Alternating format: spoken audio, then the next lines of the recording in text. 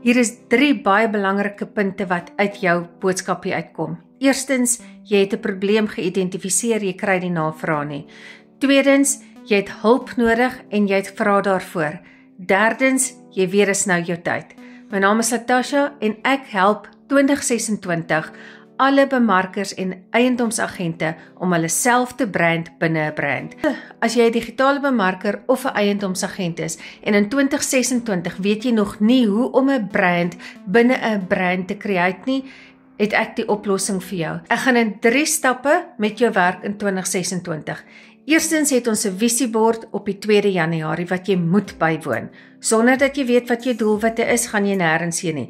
Hierdie is 'n low ticket. Die 16de Januarie het ons 'n werkswinkel. Hierdie is 'n medium ticket. In daai werkswinkel gaan vir jou baie duidelik verduidelik word hoe jy jouself kan brand in 2026. Derdens is waar ons oorgaan na die high ticket toe.